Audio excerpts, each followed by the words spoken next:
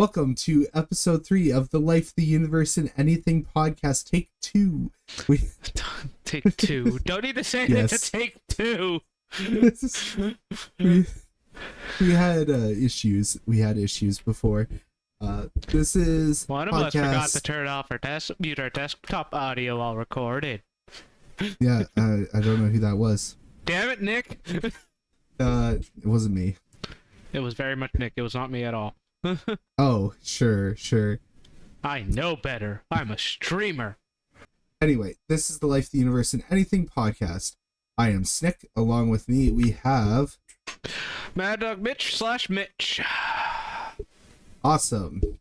And this podcast covers just about anything, but we have a little bit of a structure. We talk about, in the beginning, we'll talk about pop culture stuff, mainly video games and movies. And then we will go into extra bits, which is just other stuff that we may want to talk about. I don't think we have any this week. Then we will move into what we call the penalty box. And when we move into the penalty box, that is us talking about hockey, because we like hockey and we're hockey fans. What? This no. Us hockey fans? Week... No. Yeah. Canadians? Hockey fans? No. No, not at But all. sometimes that's true. I know of people who are Canadian and also not hockey fans. But this week, we will be talking about Gamescom. And we're going to each talk about our top 3. The last episode, we talked about it all, but we're going to streamline it a little bit because it got all over the place there. And then there was also, in between when we last recorded and now, there was a Starfield leak, which we can touch on. And for movies, we're going to be talking about our top 5 movies of the summer and discussing them with each other. But without further ado, let's get in and let's talk about Gamescom.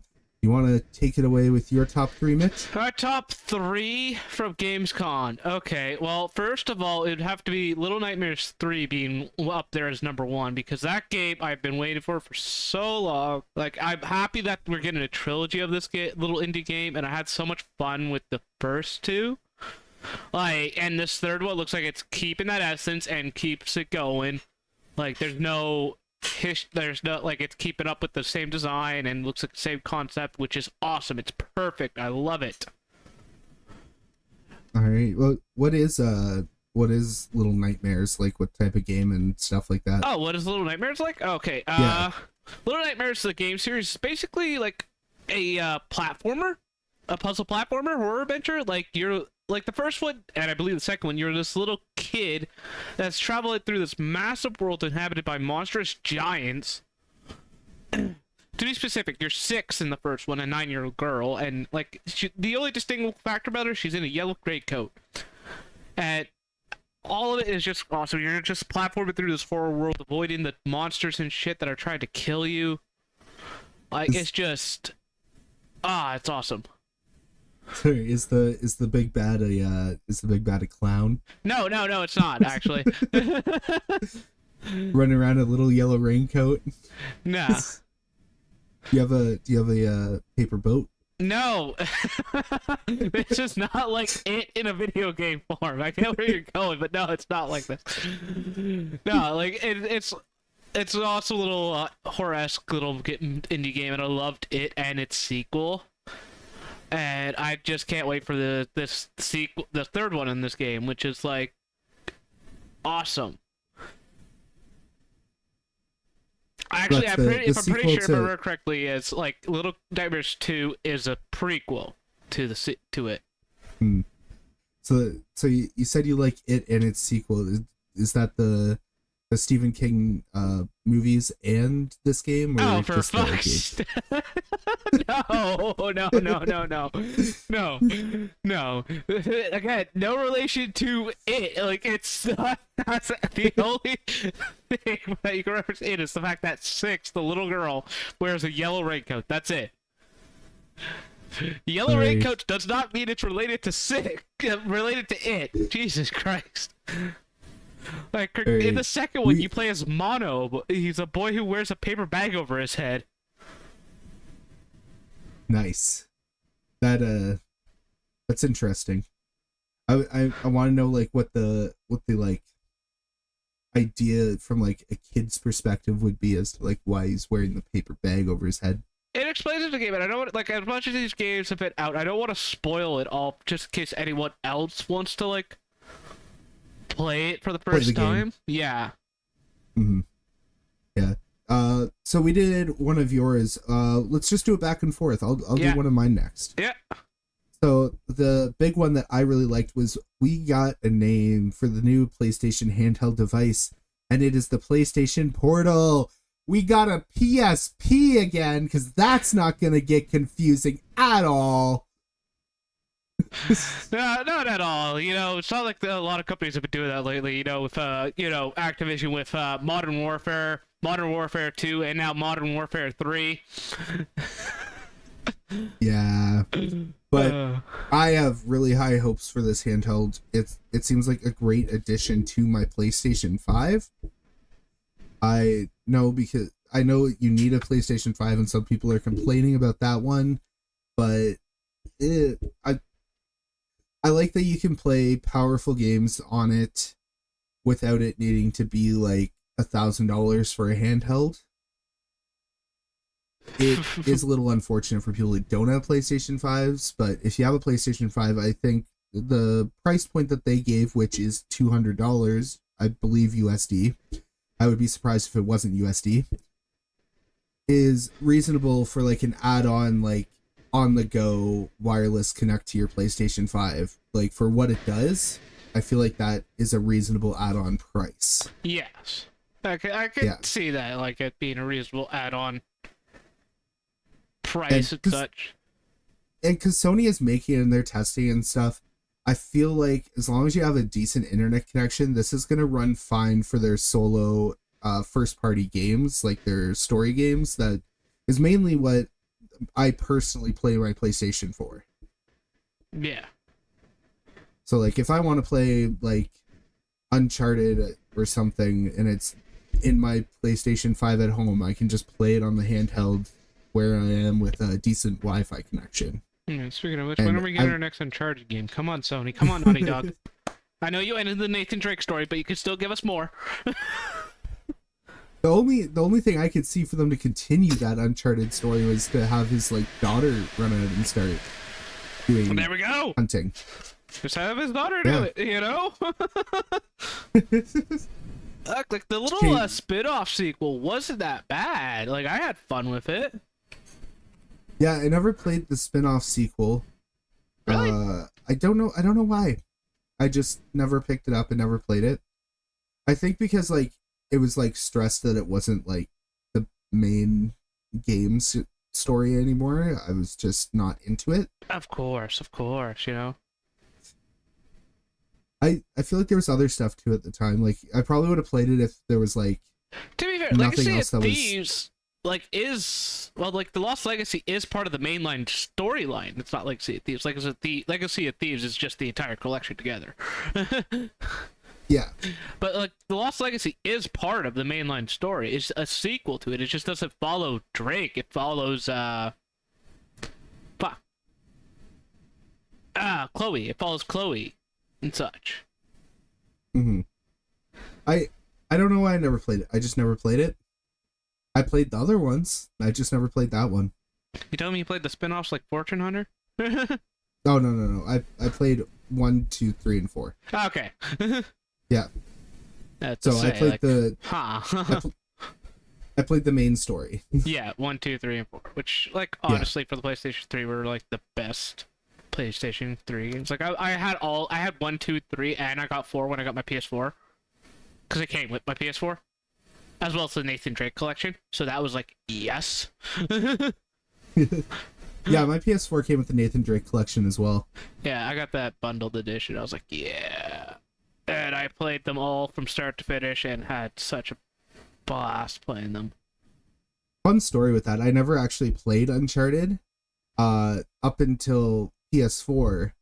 I was hoping to get the Destiny PS4, but that bundle wasn't there.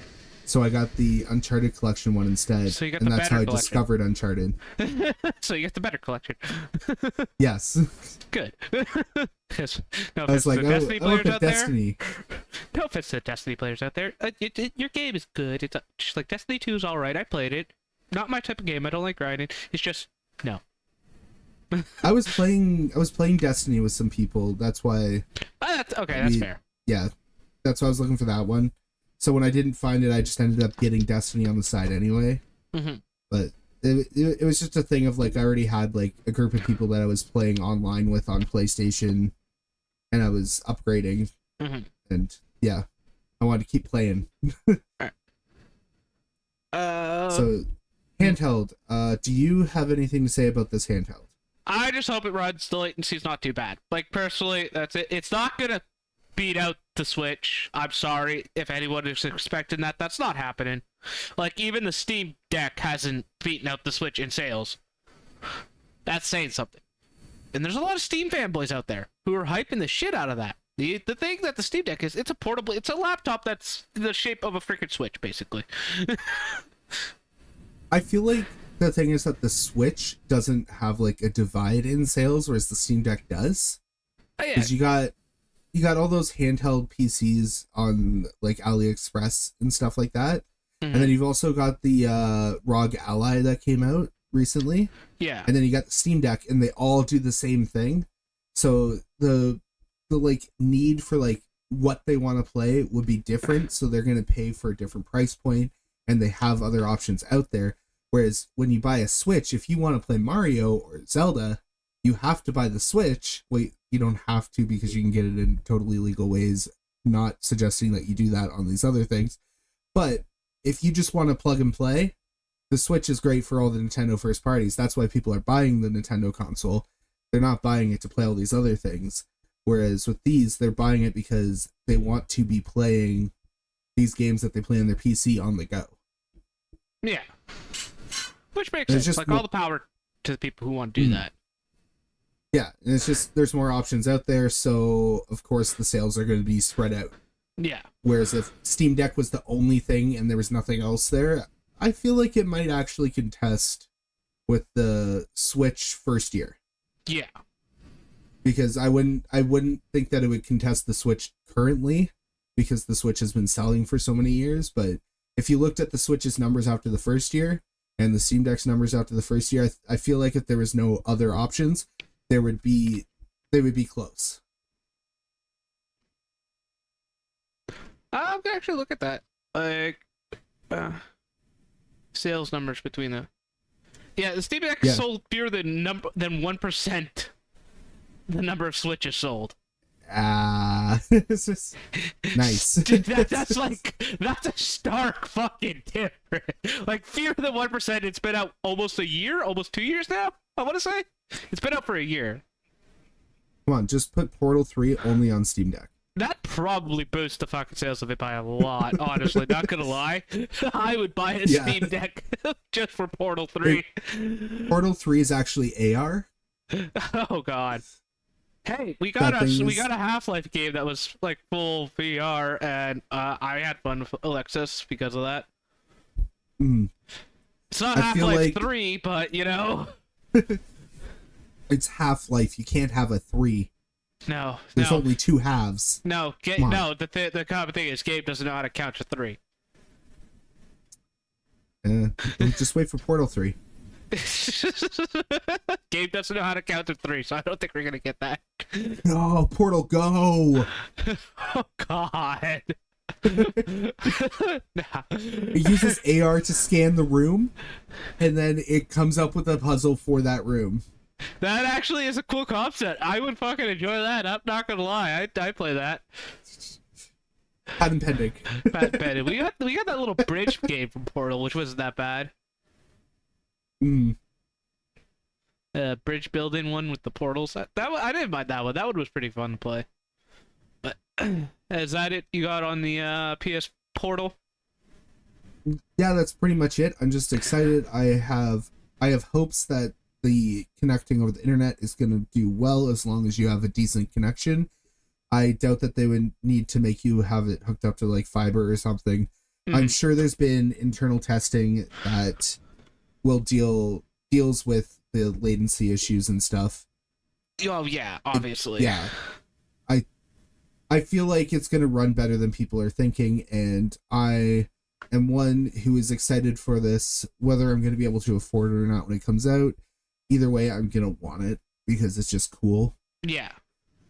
But yeah, so that's all I have on that one, and maybe we can move on to your next one.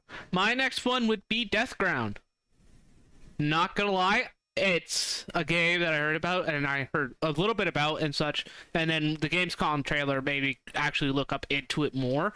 It wasn't even Gamescom; it's Futures. It was announced during the Futures Games show, which which shows like all future games that are coming out. Like no set release date per se for most of them, but they're like future games from developers and such that are coming out. Some developers had a bunch of stuff coming showcased in there. But yeah. Deathground, it looks fun. It's a dinosaur survival horror game. You play as people, try to survive and escape on an island. Like, basically Jurassic Park. And meets Turok, you know? Except for you're not fighting. From what the trailer shows, you don't fight these things. You're just trying to run from the raptors and the T-Rexes and such. You're not trying to live. You're just trying to survive and get out, and you're not gonna try to kill dinosaurs like you would in Turok. But yeah, no, the trailer and such looks so good. I'm looking forward to it, and it's just you can play it solo and co-op, which is like awesome. Like you could play it with 3 players in like a squad-based thing or you can play alone. So you don't need friends to play with this, but playing with friends probably makes it a whole lot more fun. I thought we already had the Dino Survival game. What do you mean? Ark? Ark is not Dino Survival. Ark is dinosaur. If Rust had dinosaurs. Isn't Rust a survival game? Not really. No. No. It's a online It's a survival game, but it's not like hardcore survival where you could die. Like Ark and Rust, where they fit in it, is not like horror survival. It's not like you've heard of Dead by Daylight, right? And such. Like it's not there to scare you. It's just your basic MMO survival with friends, build a giant base, try to kill other people kind of thing. Ark just has that, but you get giant dinosaurs to help you kill the other people. Yeah. And as an Ark player, fuck the Therizinosaur.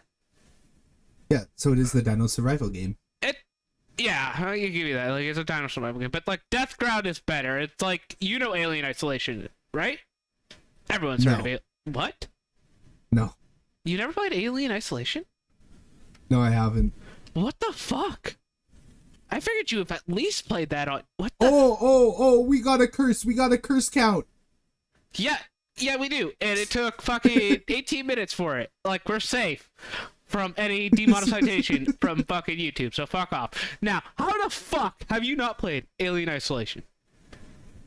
It's 2, and I have never heard of it. That's how the fuck I've never... How have you never heard of it? Hold up. Yeah, Jack and Marco... Okay, what the fuck? Jack and Marco both fucking played it. I know that. Because it's your typical fucking horror game. How the fuck have you... I didn't even PewDiePie, I'm pretty sure, have played it. What the fuck? You know the game where you try to hide from the fucking xenomorph from killing you and the damn AI learns and you have to improvise constantly as you try to survive? I don't know, but it sounds good. Oh my god. Learn new things every day. Jesus, yeah, you have apparently not played a lot of games. Jesus Christ. I'm not sure if Deathground's gonna have an AI that learns like Alien Isolation does with the xenomorph, because that was actually terrifying. The xenomorph actually learning from, like, the AI actually learning how you've been avoiding it and such, so you have to always change up how you did things. Oh, the Smash Brothers AI did that, didn't it, in Ultimate? To an extent, it was like if you used the same move over and over again, eventually it would start blocking. Yeah, this one, it was like you hide in the spot, you keep hiding in like specific things, it's gonna start checking them more and shit and finding you more often. So you have to always adapt. So a similar concept, just a different style game. Yeah. Or the way the AI works is what I'm saying. Yeah. For the AI. And it's always amazing to see what other game devs can do with like AI in video games, because you can always make them better. You can make them smart as shit, or you can make them dumb as shit. I just want to hire a team to actually play as a player and say that that's the AI. Just tell them it's the most realistic AI ever, where you really are just paying people to sit there and play. That sounds like a waste. You better hope and pray like you're getting enough money from sales and shit to pay those people to justify that. Alright. No, after a year of the game, you just come out with a tweet and say, "Get pranked," and now there's no AI in the game. Oh, Jesus. Okay. You'll get a lot of comments. Alright, what's your number 2? What's your number 2 there? Oh, my number two. It's hard to pick. I think I'm gonna go with the announcement that the Activision games, they're all gonna be done on Ubisoft, right? Yeah. Yeah. So all the Activision games, Ubisoft has the exclusive streaming rights, and that's some big news because that lines up with what Microsoft was saying in court, where they weren't gonna lock Call of Duty out of other platforms, because if Ubisoft has the exclusive rights, Ubisoft makes deals. Yeah. Yeah. And also, like, it doesn't make sense from Microsoft's standpoint to lock out that. But, like, also, it didn't make sense for them to do it for Bethesda games either, but they did that anyways, because why the fuck not? So, like, it is a major concern. Like, I'm still not a fan of the purchase, because 3 companies controlling everything is never a good thing, I find. Like, having an oligopoly, I want to say the word, as how the word's pronounced. Like what we have here in Canada. 3 major companies that own a lot of shit. Like for us, it's our telecom and internet. We have 3 big boy companies that control and own everything, and it's never a good thing. We have just three players. Well, with internet, I have a small company I'm part of. It's probably owned though by Rogers, Bell, or Telus. I think they use Bell lines. There you go. Like, I don't think they're owned by it, but they use the Bell lines. I can search this up. What's the company's name? Whiteman. Whiteman? Yeah. How do you spell that? Like white man or? Like, it's like WIGHT or something. I don't know. It's not like the color white. It's like. Oh, like white. It's like the last name. Yeah. White internet. Anyway, while you look that up, I'm gonna talk a little bit about this. Yeah. I really do like how this is there. I feel like with that merger, like when they make the deal and it goes through, I feel that they can make exclusivity if it's a new IP, but it would feel weird if they made like Call of Duty and things that were already current IPs that were shared across with like yearly releases as exclusive. So that's one that I could see them going in that direction, where the company like Activision, they may make a new IP and then they make that an Xbox PC exclusive. But for Call of Duty, I totally see that they're probably going to keep Call of Duty as not exclusive for like years to come. Like there's no immediate plan for making that exclusive. If there is going to be a plan for it, it'd be like 15 years out or something. It's not going to be, oh, we have it now. By the way, now it's all exclusive, or in like 3 years it's exclusive. It's going to be like a slow build to that point. So I looked into it. Whiteman is still independently owned. So there are still small players here in Canada. It's just they suck half the time because of the conditions they have to go through. They have to cut deals shit, and when they have to cut and use the other people's lines, those other companies are not going to let them have like full access. You know, they're not going to let those customers get the full boom bust out of it. Like, why would Bell let a competitor of theirs, you know, get full blown access to all the higher thing. They probably throttle their competition. There's probably no ands, ifs, or buts about it. But it's probably like as if this was an indie, like if we were comparing internet companies to these game studios, I think it would be like this is like an indie company as opposed to like a AAA development company. Yeah. The difference is the indie company doesn't need to use a AAA company's engine and shit. They make their own, or they use Unity. I mean, a lot of them do use a big company's engine. Okay, a lot of them will use Unreal, which is technically a big company's engine. Epic's engine is one of the best engines out there. There's no ands, ifs, or buts about it. But the way Epic is with the Unreal Engine, it's not like how these comparably how an internet company is with it. They're not charging you to use it. You can use, anyone can download Unreal Engine and start building shit in there for free. Yeah, it's the same with Unity. I think it's only after a certain threshold of income made that you have to start paying a service fee or something like that. I forget what it was. It was I think with the Unreal Engine, if you release exclusively on Epic Games, you don't have to pay anything because they're already getting your sale cuts through the Epic Games Store. But then they have a fee to release your game elsewhere. And then I know Unity is like, if you start making so much, you have to buy a subscription for like a professional version. Yeah. They force you. And when that situation comes, you're just like, I'm just going to make a new Unity account. How about that? I still keep all my money. And you guys can fuck off. I feel like there's no backdoor loophole like that, or else everybody be using that. There's probably not. You see how much garbageware is out on Steam and our fucking Google Play Store? The Apple Store's not as bad for it because you have to pay a license to actually do anything on there. Well, have you seen the Nintendo eShop? There's a lot of garbageware on there too, yeah. Yeah, like they got rid of their seal of quality, and then all of a sudden everything went to shit over there. But you can still find some gems, though. Like, that's the joy. Like, they got rid of their seal of quality where everything has to be up to a certain standard. But you can find some gems in there that are not actually that bad that you would normally not find. Yeah, I kind of want to look back to where I did my rant about the Call of Duty and like how Microsoft treats Activision. What are your thoughts on what I said? As long as they keep treating them as like a separate thing and not like under the Microsoft umbrella completely, I have no issues with it. Let them keep releasing things yearly on all platforms and all that. Don't restrict it. Don't restrict it. Like, I'm a PC player more than anything. I don't give a shit about the console wars personally. Like, I play on PC.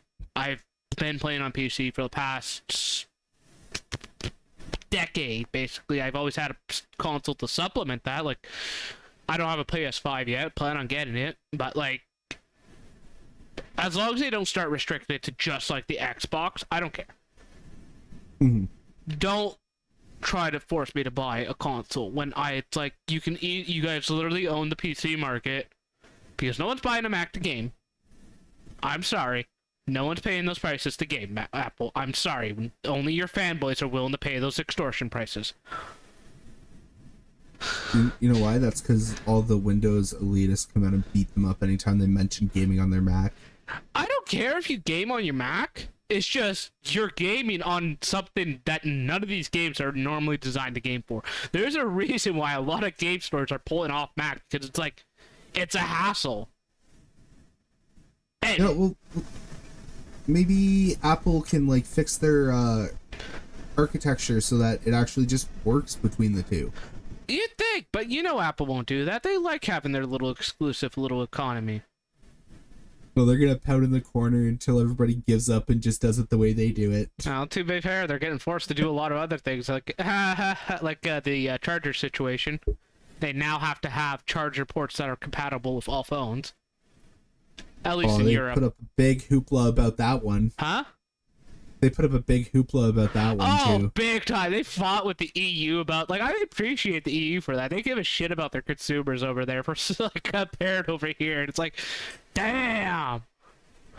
Well, my problem I had with that one is that not all USB-Cs are equal. No. And I don't think that the EU knew that. Like, people making the law, I think they thought every cable was exactly the same. No, they're not exactly the same, but the simple fact that Apple wasn't even using a USB-C, they used their own little fucking USB port thing. Oh, no, they were using USB-C, but that goes into the part that plugs into your computer or the wall. Okay. Regardless, so they're using USB-C you needed on one an Apple side. charging wire to charge everything, as opposed to, like, if you got a fucking Samsung, a Mozzarella, a Pixel, or shit, you can literally use any USB-C to charge and connect to your PC with. Mm-hmm. Well, that's all I have to say on that. I just thought that was an interesting thing to bring up since the approval of them being able to go through with their deal and start their negotiations. Yeah. And an interesting thing that had come up that was approved to be done. Now, we can move on to your next one you like. Yeah, my final third one actually relates to the Activision. Call of Duty Modern Warfare 3 2023. I'm hesitantly excited for it because it's been confirmed that all the MW2 maps from the first MW2 are in this game, remastered and such. We got Rust, we got Terminal and shit, so it's like, okay, the old perk system apparently is coming back from those days as well, before they fucked it and destroyed it to make it the mess that it is right now. So, like, I'm hesitantly excited. And the new zombie mode that they announced as well, the first Modern Warfare series game to have a zombie mode in it, also looks pleasantly exciting. Like, I'm hesitantly excited because I don't trust Activision as far as I can throw them. Infinity Ward and Sledgehammer Games, great companies. I'm sure they work under tiresome time constraints and shit, as well as Ravenlock. I want to say Black Ops is Ravenlock. So, but, like, at the same time, like, COD has been good for the last 4 or 5 entries. Like, the last good one I want to say would have been, like, Cold War wasn't bad. I had fun with Cold War. Vanguard was alright. But, like, the last good one I had a lot of fun with was Modern Warfare 2019. It brought me back into COD. And before 2019, it was Black Ops 3. Because fuck Infinity Warfare and Advanced Warfare, those two games were just fucking trash. You want to know something? The last Call of Duty game I played was Black Ops 2. That is also great. Well, that one is just great. Black Ops 2 Zombies is the fucking game. Like, honestly. Like, that was just great and fun. That one was fun. I have a lot of memories of Black Ops 2 Zombies. I bought Modern Warfare 2019, never played the story. I played once online with people, and that was it. Damn. Yeah, it felt like a waste of money. That probably was a waste of money for you. Yeah, you probably... Yeah. Like, if they had a little trial... The thing with the Game Pass stuff, like, if Call of Duty... Call of Duty is confirmed to be going on to Game Pass eventually. So... If you get Game Pass, you're going to be able to actually probably try out the newest COD without actually paying for it. Which, if that's the case, I will certainly do that because it'll save me at least $90. And if I'm having fun with it and shit, I will most likely buy it properly and go from there. Sorry, it's $100 now? No, it's still $90 for me.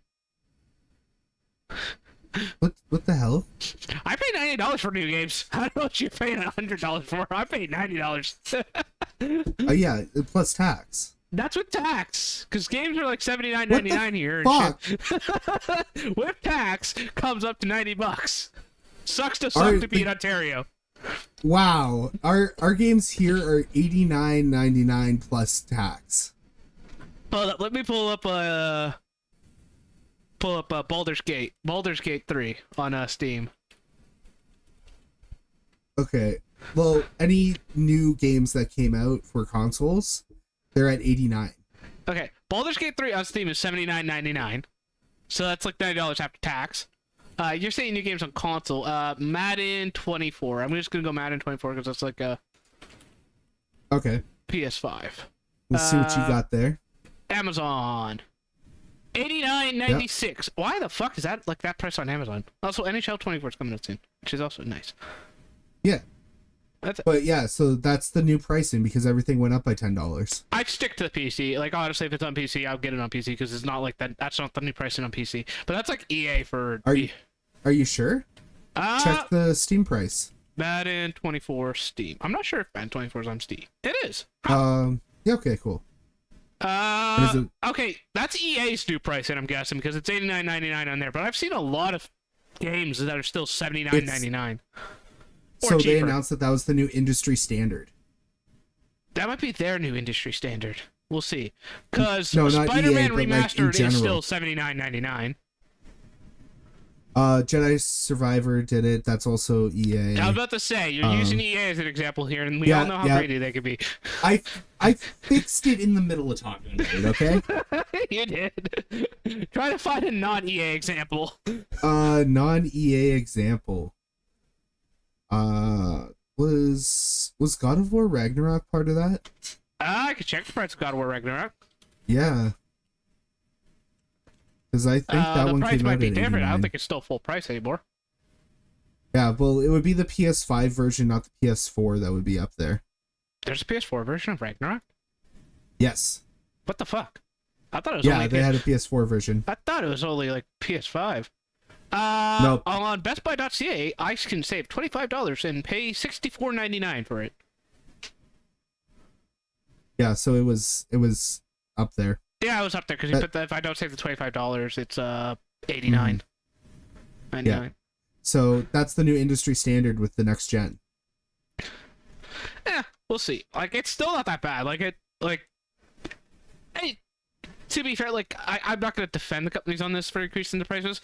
For the longest amount of time, video games have been sold at a cheap... Like, the video games themselves have been sold at a cheap-ass price. Yeah, like, they increased it to 70... Like, we're using all Canadian prices because that's what we know of. Yeah. They increased it to $79 during the PS4, Xbox One era. At the end of it, I want to say. Like, near the tail... Like, in the middle of it. I think it was near the middle. It was in the middle.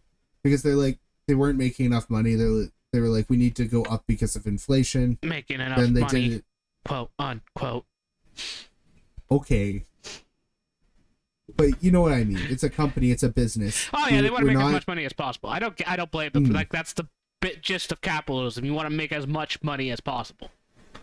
But this is the thing with the game industry is they're not incrementally increasing it over time as inflation goes up, like movie theaters do and stuff. Yeah. They're doing it all at once. They're going, hey, this is our new standard price. Yeah. They just do a big jump at once to match what the new inflation is. And to be fair, like, the $69.99 that we normally paid for the longest amount of time was for the longest amount of time. Like, I'm pretty sure before the jump to $70.99, the last time the video games price jumped up was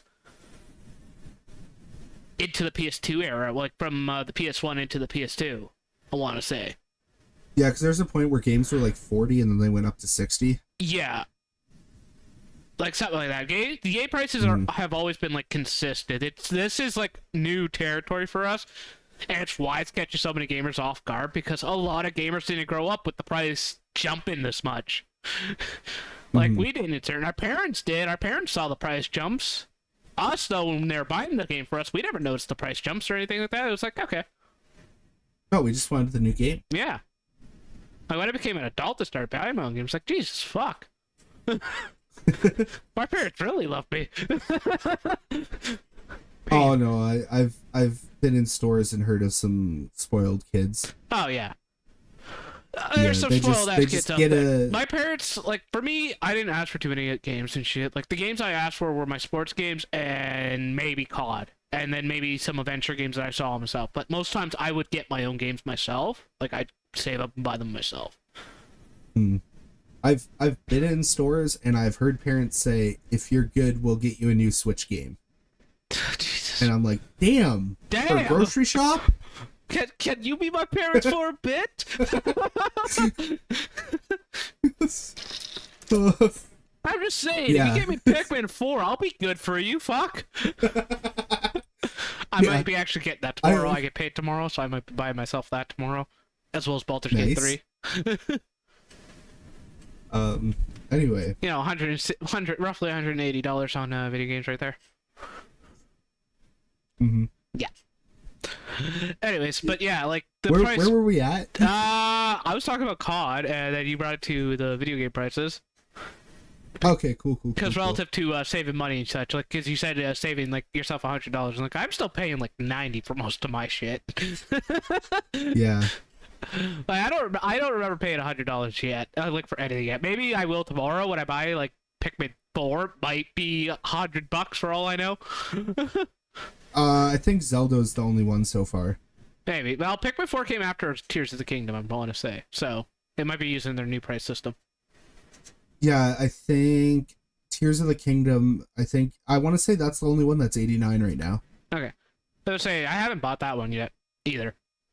Yeah, Tears of the Kingdom is an $89 game. So Nintendo's even matching it with their old technology console, but I mean Tears of the Kingdom's worth it for 89.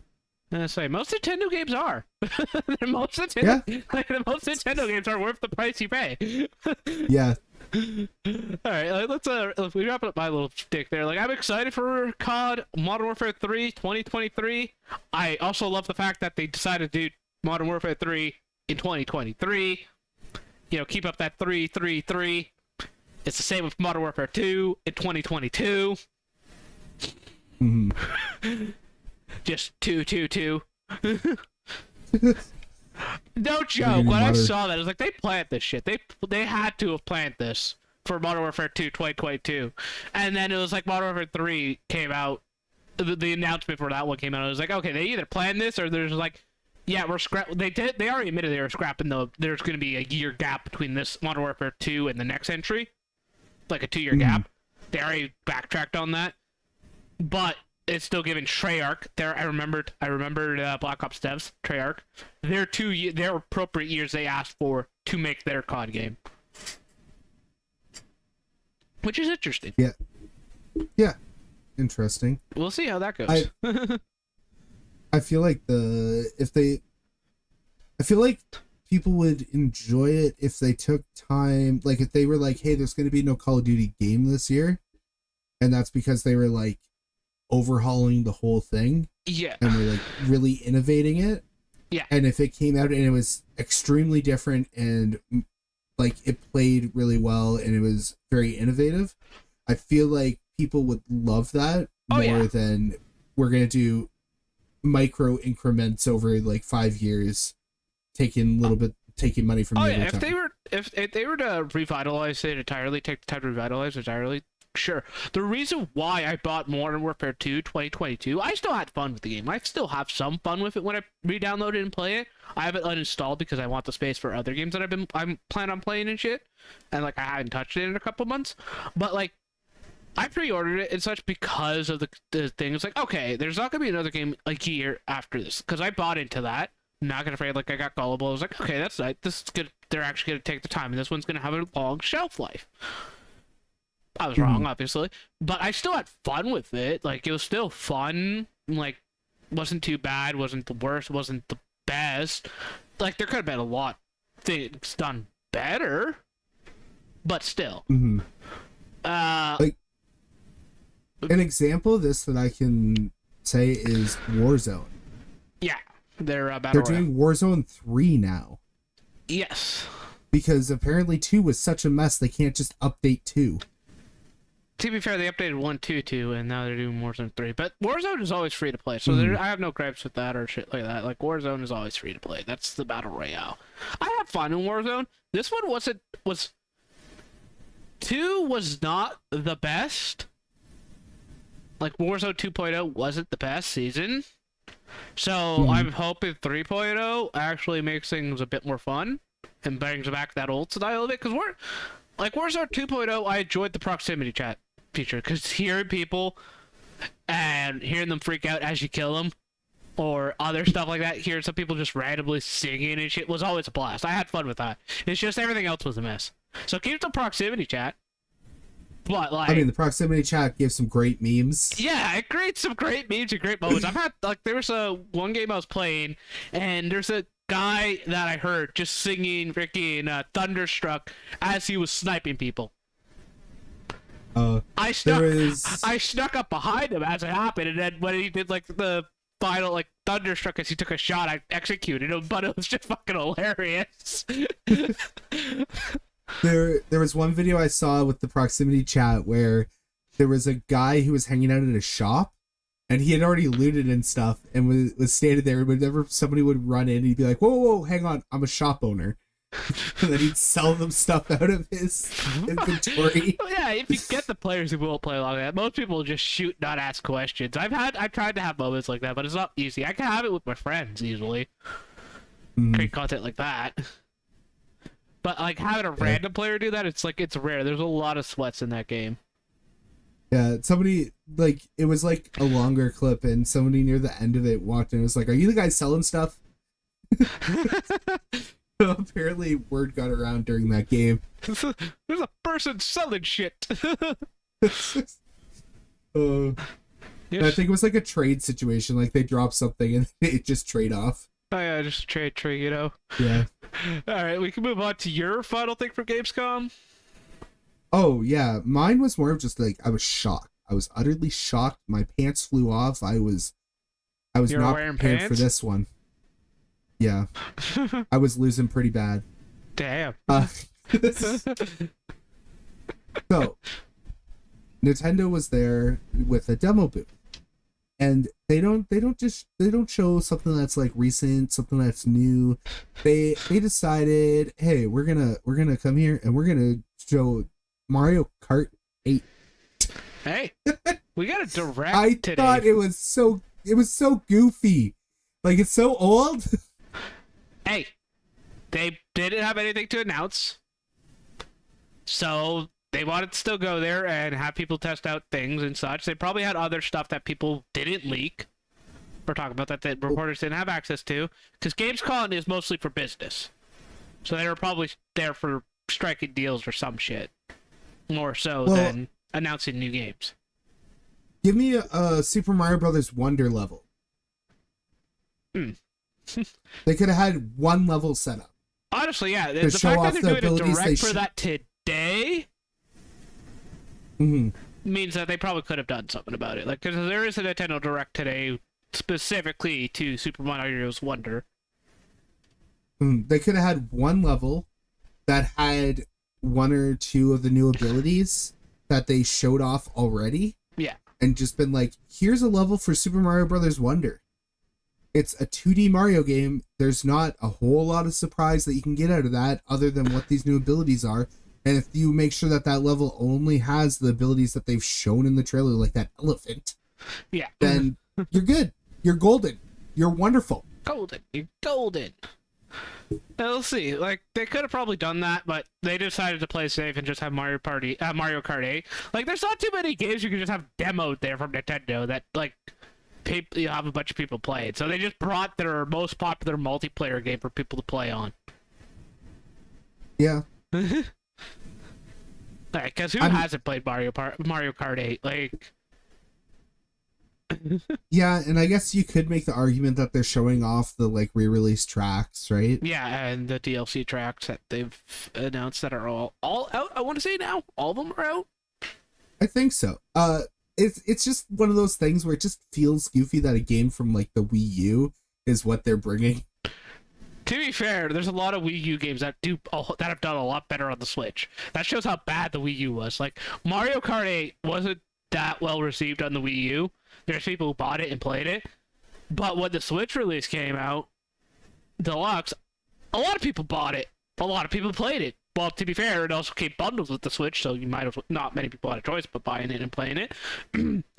But at the same time, it boosted its popularity, and there was a lot more people playing it again, and it's playing it more than they were on the Wii U.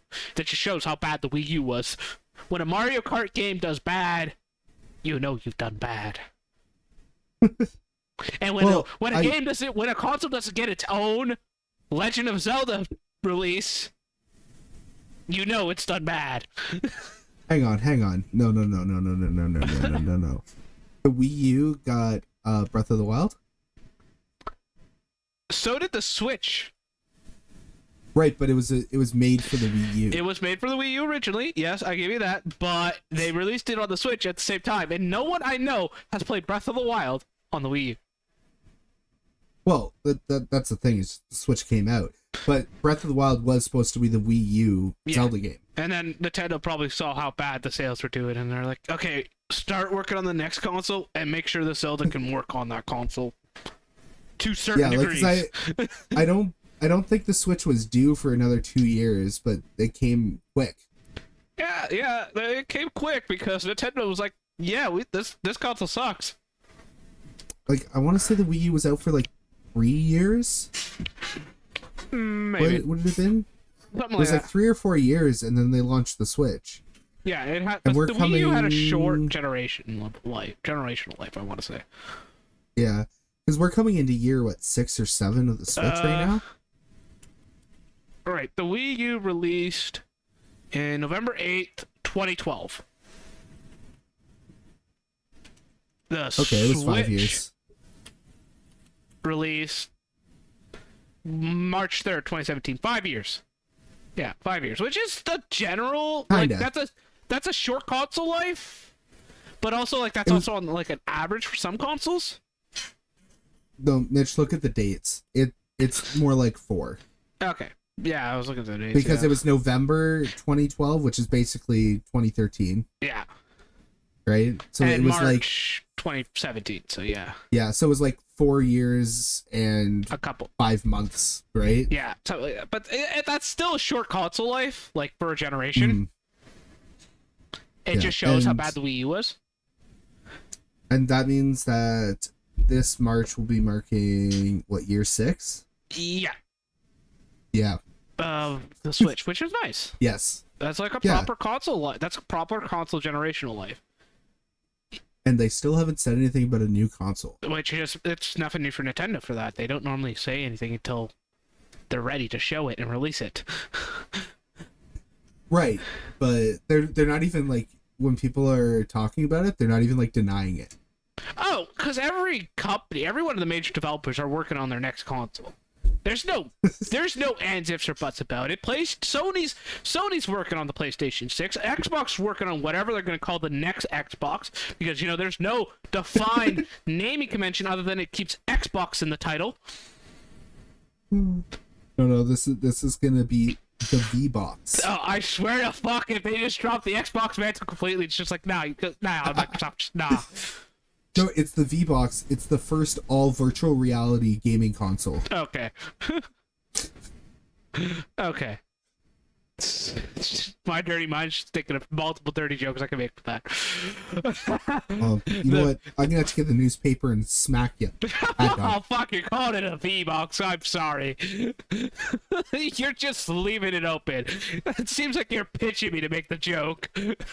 I'm not taking the swings, but...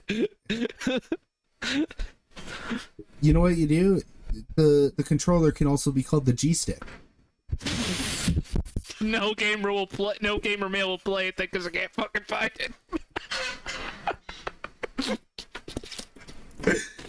Okay. Should we move on to the news that came up a couple days ago?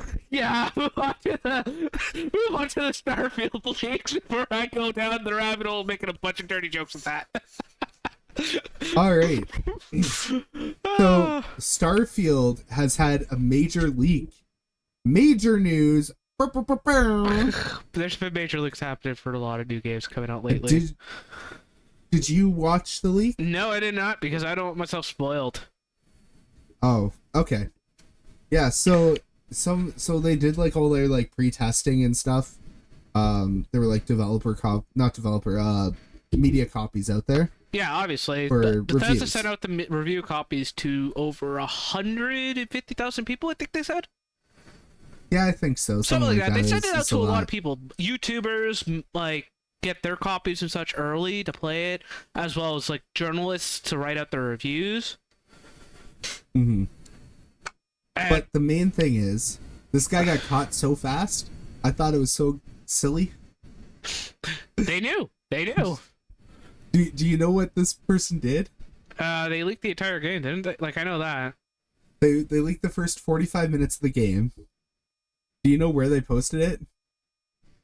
Not on YouTube. Please tell me no. They posted on YouTube to their personal account using their full name. Oh, Jesus, fuck! It's just so goofy. Oh my god. I thought that was the silliest thing ever. It was wacky. It was like, basically just go and come and get me. Like, come and get me! Like, Jesus Christ. It was like challenging. It was like, I challenge you to come get me if I do this. Yeah, no, don't mess with a big corporation. They will come after you. But Bethesda will just send their lawyers. But if you mess with, like, Wizards of the Coast, they'll just send the Pinkertons after you. Oh no, I hear they're gonna swap people next. That is actually reasonably better. Anyone who knows the history of the Pinkerton, I'd pick the SWAT team over the Pinkertons. One are trained, especially trained police. The other are hired goons. Nintendo actually sends, like, Secret Service to your door. You're coming with us. Yeah, it's actually spies. Oh yeah, no, like, Nintendo sends you a cease and desist if you play some of their music just outside of their games. Nintendo will send you a cease and desist if you just mention Link's name. I'm waiting on our cease and desist. That's why I prefer to say Linkle instead of Link. Oh. Because no one cares about Linkle, apparently. Not even Nintendo. I wonder if they'll send a cease and desist over Bowsette. I don't know if they even claim that as their own. I think they just let the internet have that one. It was just like, yeah, no, you guys are fucked. So... Yeah, the Starfield leak, I didn't take any look at it because I don't want to be spoiled, and I know what to expect out of a Bethesda game. Mm-hmm. Anyway, I saw it a little bit. I didn't watch all 45 minutes. I didn't really watch any story. I just sort of skimmed through till I found some, like, gameplay. And I just started... Sorry. Go ahead. I have heard people complaining about the fact that you can't walk across the entire planet, and I'm like, a fucking course not, you what? And how you warp from how you travel warp and not actually take the time to go from, say, Earth to Mars. And it's like, do you just want the game to sit there for fucking years on end? Like, it just sounds like you don't want to play, you just want to wait. Doing they wanted an idle nothing. game. Like, the Starfield maps that it generates at the points that you could land on these planets are big. They're bigger than the Commonwealth, which is the biggest map in Fallout 4, like Bethesda has created. The Commonwealth in Fallout 4 is the largest map Bethesda created. It takes you without fast travel, I think it takes you like almost an hour, I think, to walk across it from one point to the other. Maybe not that much, but like I could be wrong. Starfield is bigger. Maps that it creates when you land on these planets are bigger than that. I think someone said it takes good 45 minutes walking from the center to reach one end. So add that together, you got about almost an hour and 30 minutes, I want to say, of walking to go from one end to the other. That's a big fucking map to walk across without any fast traveling. Yeah. And people want it to be longer. They always want more. I don't know why people want, like, if you want a walking sim, get a walking sim. Get Death Stranding 1 or 2. There's your walking sim. There's only one. Huh? There's only one. There's one and then there's the director's cut. Death Stranding 2's coming. Yeah, but you can't get to. Okay, yeah, you get this. Yeah, I know, but like basically get that because Hideo Kojima doesn't make video games. He makes movies in the style of video games. Love the man, but that is the honest truth. Well, Mitch, I don't know. You could be able to get it because I don't know if you have a direct line to him. So. Oh, maybe, yeah. I just have him on speed dial, you know. But yeah, you want to walk sim, get Death Stranded. As much as I love that game, it is essentially what it is. It's a walking simulator with some building commode. It's on the side of it. It's Norman Reedus walking simulator. Oh, it's Norman Reedus and his baby fetus. Like, seriously, like, yeah. Like, you want to walk us and play that. Don't complain that this massive, the biggest map we've gotten out of Bethesda game isn't allowing you to walk across the entire circumference of a fucking planet. You know how long that take? I'd say probably a long time. Yeah, a very long time. And you know how, like, hard it is to probably code that, and as well as make sure it's entertaining for the player to do so? Like, there's a reason why these companies do, like, a set amount of areas around these things, because when you make it like that, like, you don't want a No Man's Sky situation where there's nothing to do. So Bethesda taking this route gives the player some things to fucking do in those areas, because things generate, and I think some quests and stuff are supposed to generate as well for you to do. So it's like, you're not just sitting there harvesting or whatever, you actually have some shit to do. But Mitch, when I'm walking and I'm in it and I'm hanging out in the game, I don't like hitting the wall, the invisible wall. It takes me out of the moment. I don't think it's an invisible wall. I think it's something that teleports you backwards. Oh no, I heard there were invisible walls in the leak. Oh. And everybody was freaking out that there were invisible walls in the game. Oh yeah, there's gonna be boundaries that you can't go. The one that I like literally facepalmed the most about was the people bitching about warp travel from one planet to the other. It's sci-fi. No, they're bitching about that. They wanted actual realistic traveling. They didn't want warp travel. I'm really like, motherfuckers. You know how long it take from, like, you know how long with our current technology it take for us to get from Earth to fucking Mars? Actually, the thing on with warp travel, it's sci-fi. So you literally could write into the story that you can actually just warp to any planet because of some tech you have. And it's in the story because it's high-tech sci-fi Earth. It is a literal sci-fi game, sci-fi RPG. It's what they've advertised it as. It is the future of the Earth. Like, it's future Earth. I'm pretty sure. I'm not sure if it's actually set in, like, I haven't looked at leaks facts set in Earth, but I'm just gonna go off of that because that's the only solar system we have to base things off of. Mm-hmm. It's the future Earth. It's all sci-fi and shit, and it's gonna have a Bethesda twist on it. I'm gonna expect some hard fucking left jokes and shit in there, because Bethesda likes going the for games set in the future. They are not afraid to go the hey, let's make a mockery of capitalism. Mm-hmm. So I think what people maybe they're probably complaining about the wrong thing. They probably want the option to just fly somewhere and not have to fast travel. Probably. But maybe they want both. Maybe they want where you can either do the fast travel, or you can, if you want that experience of flying to another planet taking a while, they want to be able to do that too. Yeah. Look, if you want to do the long way travel, just put your money into the waste fucking sink that is Star Citizen. Like, the biggest fucking video game scam out there. That game is never going to get released.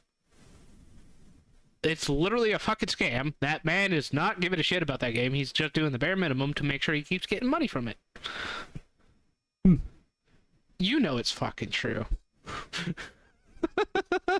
Anyway, so now, like, if you want, like, since these people want to sit and wait, we might as well move on to our next topic of our movies. You know, give these people some movies to watch as they're waiting for years. One thing before we move on from the games. I don't know what Star Citizen is. Oh, Jesus fucking Christ. I want to say it's Star Citizen. Yeah, it is Star Citizen. Like, it's okay. Like, a quick rundown of Star Citizen is it's a crowdfunded little game by Chris Roberts and such. It's a lofty game. It's supposed to be like super realistic sci-fi space travel, all this and that, and they keep adding more and more onto it and delaying it. This game has been in production for over a decade and still has bare minimum stuff in it. It has a shit ton of microtransactions, but bare minimum shit. Okay. Yeah. I'm looking at it. Yeah. Boy, you know what? With a name like Chris Roberts, I trust him. Oh, fuck off. I don't trust that man as far as I can throw. That sounds like a trustworthy name. Yeah. Trustworthy name to me. Yeah. More trustworthy than the name Mad Dog Mitch. Okay. Anyways, let's Put Mad Dog right in the name. Hey, there's a good story behind my name, and you know that name story. I've already told you it. Yes. Yeah, I'm just teasing you because you're gonna tease me about Canucks later. Oh, big time. You have a dysfunctional org. I get to laugh at you. Yes. All right, like Let's move on to the our top 5 movies of the summer. Woo! Movie time. Movie time. We're already at an hour of this, so let's like try to run through the movie section as quickly as possible, so we don't have to wait like forever. Try to keep our podcast within the usual time frames we have for our viewers and listeners, which is like an hour. Idea is hour 30, hour 40. Yeah, so under 2 hours. Under 2 hours. So, like, hopefully we don't ramble on too long here in the movie section and have to cut the hockey section short. All right. So my idea for this is we're gonna go. Do you want to go back and forth? Yeah, we can go back and forth again. Okay. Who do you want to go first? Do you want to go first? Or do you want me to go first? I'll let you go first. I went first last time, so I'll let you go first on movies. Cool. So, I'm not doing anything in a particular order, just as things came to mind. All right. Okay. Fast X. I loved it. Not that bad of a movie. It's great for a Fast Furious series. Like, if I want to turn my brain off, I will watch it. It's a movie I can turn my brain off and not give a shit about the plot. Dude, Fast X was like, it's the good bad. Exactly. It's a good bad movie. You turn your brain off and just enjoy it. Yeah, like, it was everything you love about Fast and Furious wrapped up into one show, ton of cameos, and there was like 4 plot twists where it's like, no, this person's betraying you, no, this is happening. Yeah. Oh, there's just a it lot. was great. There's a lot just going on in there and all that. Like, I'm. Go ahead. I was just gonna go. I thought you were done, so I was gonna name my movie. Like Fast X is on my list, so I'm not gonna say Fast X as well. Like Fast X, I'm gonna go from 5 to 1. So Fast X is number 5 for me. But number 4 for me is Insidious: The Red Door, which is a nice sequel to the Insidious franchise. Still leaves a bunch of questions that need to be answered, but I'm excited for it. I enjoyed it. It's a pleasantly good horror movie, paranormal horror movie, which is great. I loved it. Can't wait for more. It was a long wait between it and the Lost Keys, I want to say, or Insidious 3. I'm forgetting which one was the last one before it, but I want to say it was the Lost Key. And it's actually a sequel, unlike Insidious 3, which was a prequel, though it had 3 in its name. Okay, guess what? I haven't seen it. I know you haven't seen it. Like during our first take with this, there's a lot of movies you have not seen. I've learned a lot. And I've learned there's a lot of video games you have not played, so it's like, okay. Oh, lordy. I like what I like. I know you like what you like. It's a very niche thing. Yeah. So, is that all you have on that one? Yeah, that's all I have on Insidious: The Red Door. So what's your next right. one? I'll let you go 2 in a row, basically, because I basically went 2 in a row, because I said Fast X was number 5, and then Insidious: The Red Door was number 4 for me. Okay, so I'm gonna go. This one I can't remember if it came because like I watched it rented at home, so I didn't watch this one in theaters, but I watched it at home, and that was Renfield. Never heard of it. I can't remember if that was this summer. It's Nicolas Cage. He's Dracula. Oh, and Renfield. He's got Renfield. Yeah. Okay. Yeah, that's the track. Oh, that was this. I'm not even sure if that could be considered. No, that was a spring movie. That's not even summer. That was April. Okay, well, I watched it this summer, okay? Okay, I'll let it pass. You watched it this summer. So. Okay, cool. I'll give you that. You watched it during the summer. It was awesome.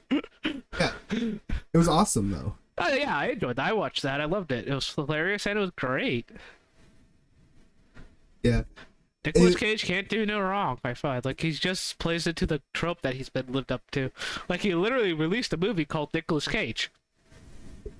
Oh, did he? Because I watched this one on a night where we did a Nicolas Cage marathon, and it was Nicolas Cage movies that me and my buddy have never seen.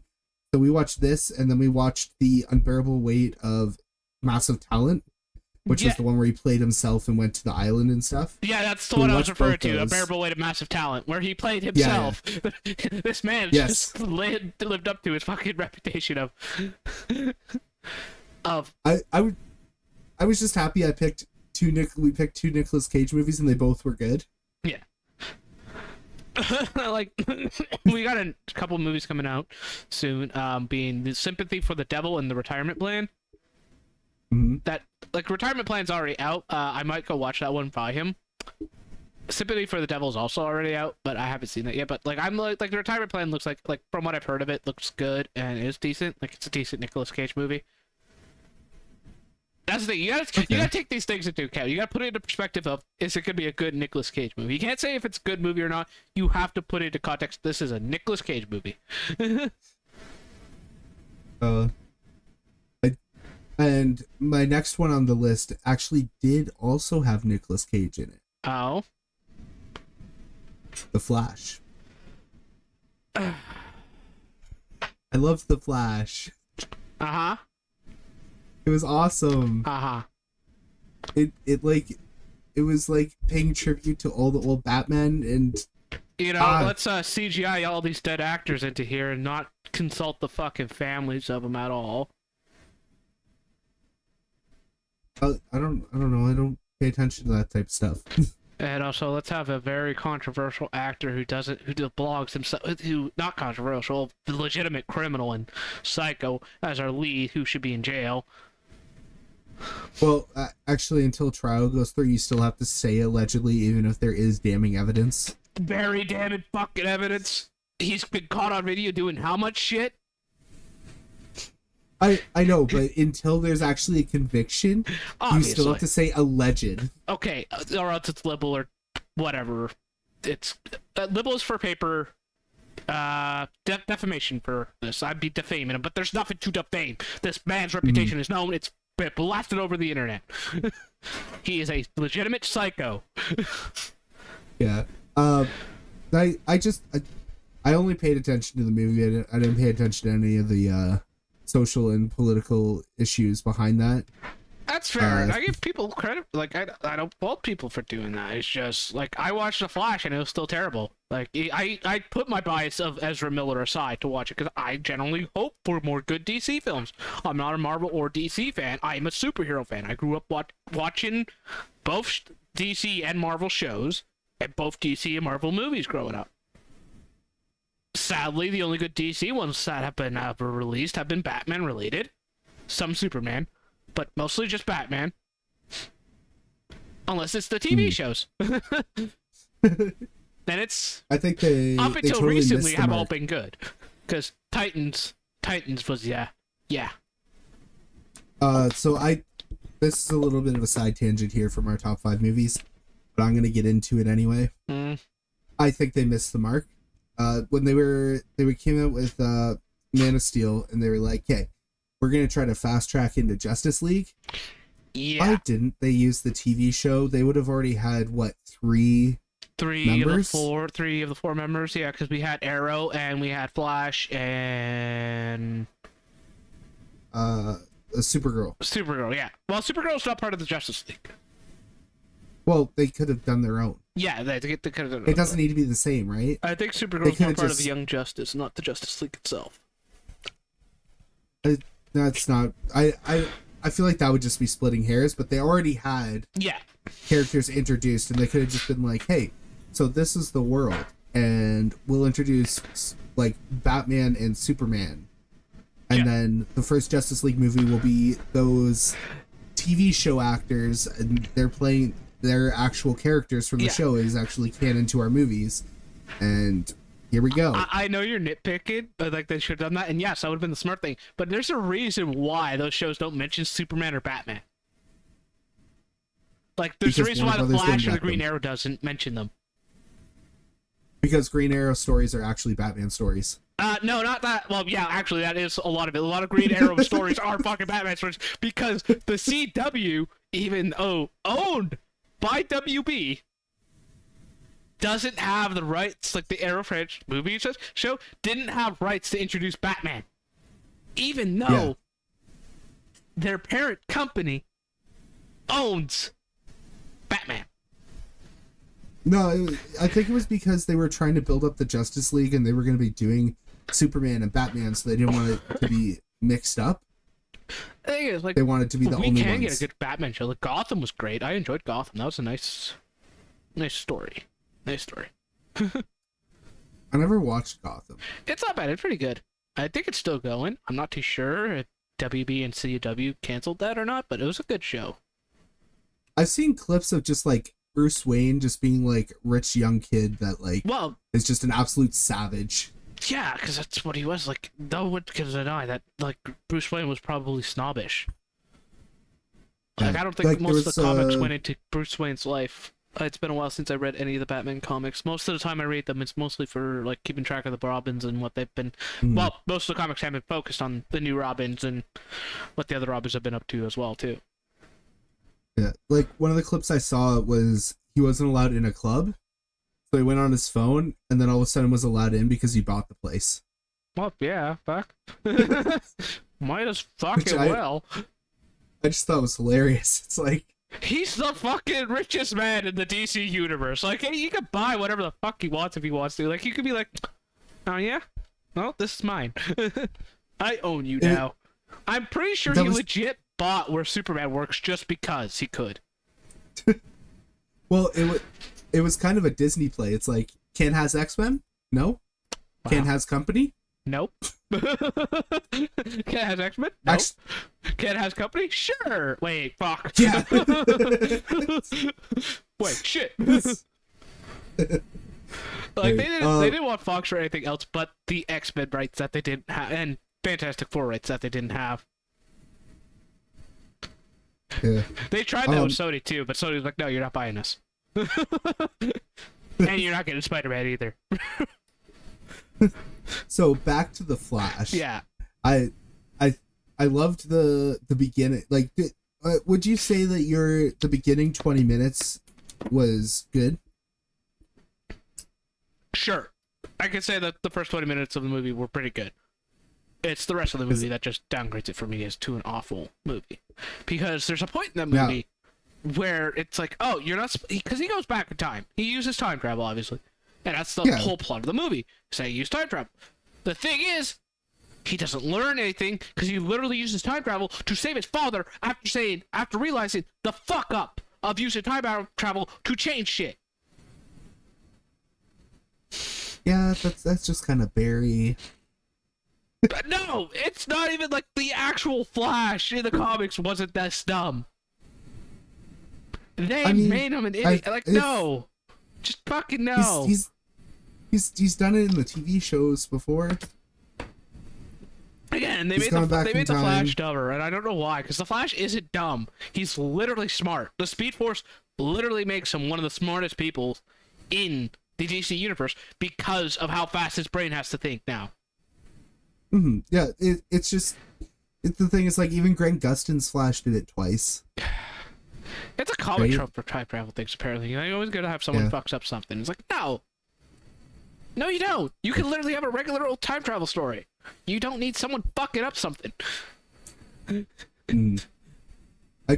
think one great moment from the film was in that first 20 minutes where where Wonder Woman was there and the lasso went on Flash. Oh God!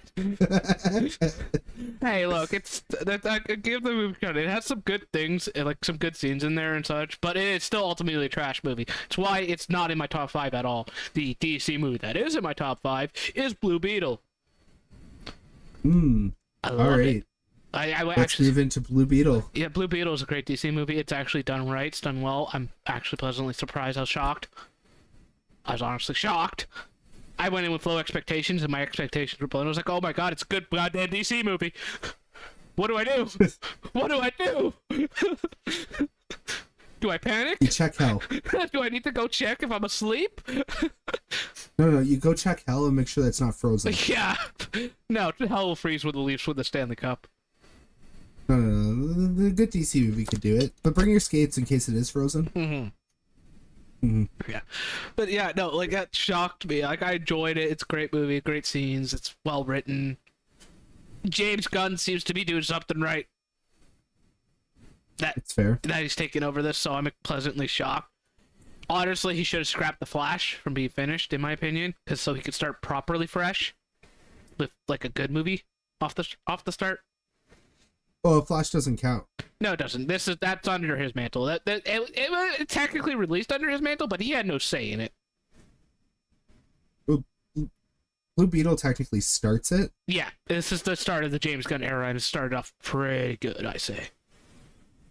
You may see them bring in characters from the old canon if they ever do like a multiverse thing. They've been trying to do a DC multiverse thing. They've been trying to recreate the Marvel Cinematic Universe so many times and keep failing. It's like the reason why the Marvel Cinematic Universe worked well is because they didn't try to tie it all in right away. They gave us, Disney/Marvel gave us standard single movies that had no connections to each other. Nothing. There's no connections between Iron Man and the Incredible Hulk until the end credit scenes, basically. Iron Man and Thor, or Thor and Ant-Man. Actually, I can't use Ant-Man. Ant-Man's when they started connecting everything together. But like, you see what I mean, right? There's no connection until like near the end. The movies are their own standard things. Like Iron Man 1, 2, and 3 have nothing to do with the Avengers movies. Iron Man 2. Iron Man 2? That's an exception to that. Yeah, yes, actually, because it goes directly into starting the Avengers. I remember. Because one of the plots was literally Tony Stark being evaluated for the Avengers. Yeah. Iron Man 2 being the exception. Iron Man 3 has nothing to do with the Avengers. It's literally Tony Stark retiring. There was PTSD Tony. It's still him retiring. He was retiring Iron Man. He literally blew up all of his suits. In incredible fashion. I still want them to bring back the little kid. Obviously, but like when we get the next Avengers, it's gonna be young Avengers, obviously. So we'll see who the replacement for Iron Man is. But everyone probably knows who the replacement for Iron Man is because they essentially made it Spider-Man. That's gonna be interesting. No, wait for Armor Wars. And we'll see. But the thing is, like, I thought it would be cool if that little kid from Iron Man 3 took up the mantle of Iron Man. It would be cool. It'd be a full circle moment. I would be generally excited and shocked. It just shows like everything like that they paid attention to the details because that kid is very intelligent. He made his own reactor core. Which is no small feat to do at that age. And I like to think the fact that they had that actor at the wedding. Yeah. Not the wedding, the funeral. Everybody thought it was a wedding. Yeah, the funeral. The funeral. Because the spoiler, like the fake spoiler that came out was that there was a wedding at the end. Yes. Well, that's because that's what the actors were told when it was going to be happening. To be honest, they were told it was going to be a funeral. It was going to be a wedding, and they're like, "Yeah, no, you're here for Tony's funeral." So just think about that when they pan across everybody's face. They thought they were at a wedding. Yeah, I know that's a fun little tidbit about it. But yeah, no, Blue Beetle actually pretty damn good. I enjoyed it, and I recommend people to watch it. It's a decent DC movie for once. It's like Aquaman, but actually even Aquaman had bad moments. Not gonna lie, as much as I love Jason Momoa, Aquaman had some bad moments. And it's because they were trying to tie it into the Justice League. Do standalones, then start tying shit in. All right, we should get moving here. Yeah. Want to round out your final two? All right, I'll do my final two here. And drum roll, please. We are gonna go. There is the movie Strays. I saw Strays. That was really good, really fun, raunchy comedy. It was especially fun because it was dogs. So like things that wouldn't have been as funny if it was just like middle like 20-year-old people doing it. Yeah, was way more funny because it was from the perspective of a dog. Yeah, like there was like they ended up on drugs and then they started like hallucinating things, and then when they woke up, things that they thought they saw were different. I'll say that so it's not a complete spoiler as to what happened, but and they start freaking out about all that stuff, everything.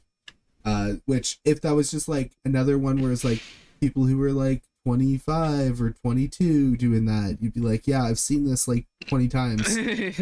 Cool, right? Yeah. And that, I just thought it was, it was a raunchy comedy. I thought it was cool through the perspective of a dog. Made things a lot more funny that way. We need more of these. It's really good. Give us Seth Rogen back. Give us Adam Sandler making these again. Like, give us our 2000s comedies. Actually, I think Bert Kreischer would be the new one to make it like good raunchy comedies. I still say Seth Rogen and Adam Sandler can make a good one. Oh yeah? Yeah. Sausage Party was pretty decent. Like, as much as it was disturbing, that ending, it was and terrifying, the whole concept of it, it was still a decent comedy. I was laughing at most of the jokes. And then, like, for Adam Sandler, like, a lot of his movies that are actually adult oriented and not actually the kids ones are still good. To be fair, like, he's also shown that he's more than just, like, he literally proved a point with Uncut Gems. Mm-hmm. That, like when they said, like, he said if Uncut Gems didn't get him an Oscar nomination or anything like that, he was gonna make bad movies. Like, he wasn't gonna make like a drama like movie, because Uncut Gems is a godly movie. It's great. He's great in it. It shows he's not just a comedian. He shows his acting range perfectly well. Mm-hmm. Right after that, he made Huey's Halloween, because he's like, fuck you guys. Like, the fact that he was snubbed in that movie, was snubbed for a lot of it, it was just like, what the fuck? Because it is a great movie. But yeah, no, give us those 2000 raunchy comedies. Yeah. No, I was just throwing out a comedian that's sort of become bigger later on. Yeah. Down the line, because like there's only like Adam Sandler's gonna have similar jokes. It's gonna be a similar type of thing, even if he's trying to make a different joke. It's gonna be very similar. Oh yeah. All the way through, right? Like everybody. You also know who to expect in an Adam Sandler comedy, because his movies are literally just, hey, I want to take my friends on vacation with me. Let's make a movie. Which I don't blame him for. If I was that rich, I'd do the same. So the thing with raunchy comedy is I was trying to pick a comedian who's got that, like, their stand-up comedy it still has that raunchy, like, comedy to it, but would also be able to make, like, a good raunchy comedy, like, actual film. Yeah. When I said Bert Kreischer. Okay, I get that. And what was your final one? And my final one is Oppenheimer. All right. That's a great movie. It actually ties into my top two, because my top two is Barbieheimer. Hey, I've seen both of them back to back. I sat through that long ass period, and that was great. I don't regret that at all. They're both fantastic movies. Oh yeah. I have one question for you. What order? I saw for 1 and 2. First one is Barbie. No. Second one is Oppenheimer. No. That you saw them. Oh, I saw. Well, it's called Barbieheimer. So take a guess which one I saw first and the one after. Oh, you did the bad order. What do you mean the bad order? Were you watched Barbie first, then Oppenheimer? It's how my theater did it. They had Barbie and then Oppenheimer right after. That's the bad order. What, you're supposed to watch Oppenheimer and then go into Barbie? Yes, you watch Oppenheimer, you go into Barbie because now you're having an existential crisis and you need a comedy to help you cheer up. I didn't have no existential crisis while watching Oppenheimer. What the fuck? I had one. Why? I left the theater and I was like, holy shit. Shit is crazy. I already knew what I was going to go with Oppenheimer. It's a biopic about Oppenheimer, the man who created the atomic bomb. There was no existential crisis I was going to have with that, because I already knew what his views and opinions were at the end of his life about what he created. Dude, you need to spoiler warning that one. Oh my god, what don't know what Oppenheimer is in that movie, like, Jesus Christ. Like, the man did not glorify his invention. He hated what he invented. Personally, I would personally say he hated his invention and what he was capable of doing. It just made me think, like, what are we doing now that is similar to this? Nothing. The development of people are making new nukes and such. Like, there's countries out there, and the U.S. is maintaining its nuke supply. But it doesn't need to be nukes.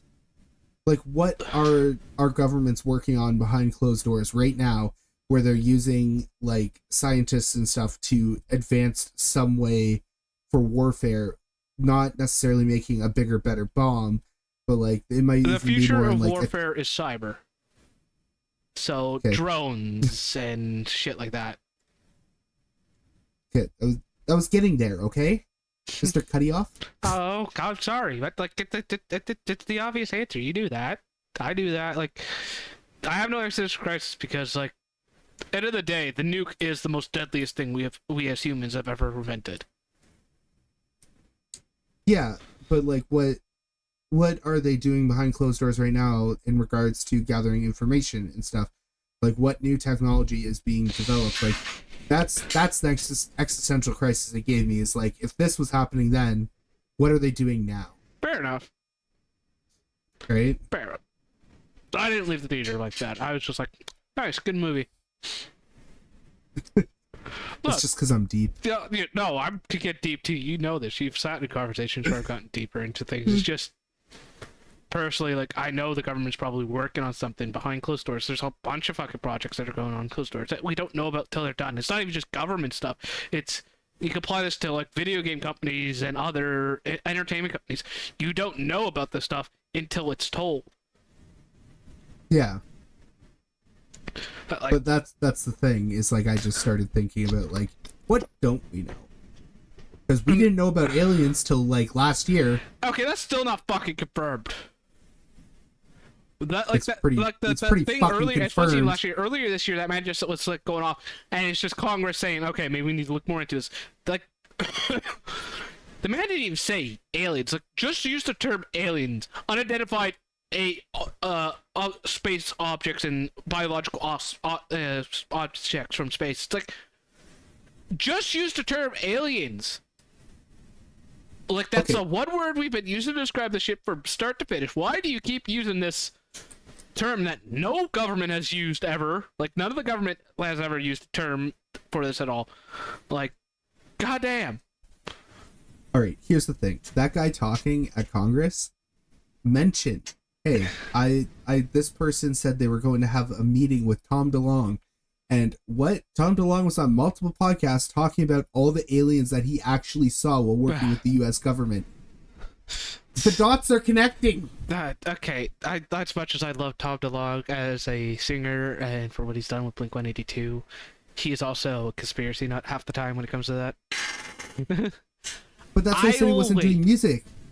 But he was working with aliens. No, it's no. I do not deny alien life exists out there. It is a near impossibility that we are the only intelligent life in this universe. If we are, Debatable. that is just a sad reality to be in, and like, what the fuck? Debatable if we even are included as intelligent life. Yeah, well, like, there's two realities to the universe, and when it comes to debate aliens, either we aren't the only ones, or we are the only ones. And if we are the only ones, you know how sad that is? That how vast the universe is, and there's no other life out there?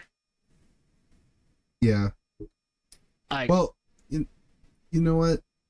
You're gonna give me another existential crisis here, so I'm gonna have to put you in the penalty box. Yeah, all right, to the penalty box. I don't want to cause you another existential crisis. That's why I personally believe we are not the only ones in this universe. Do I believe aliens have come and visited us? No. They possibly have observed us from a vast distance, I could give you that, but I don't think they have personally visited Earth yet. Not with the technology we have. Someone would have caught something. We literally have mobile cameras with us at all times. And the fact that any evidence of aliens that come out is shady ass fucking videos, even in modern times, just, yeah. But I'm in the penalty box because we're moving on to hockey. Yes. All right, I'll sit in my penalty box for 5 minutes. Sorry? I'll sit in my box for 5 minutes. Oh, you got a major? I don't know, but you're the one who fucking put me in here.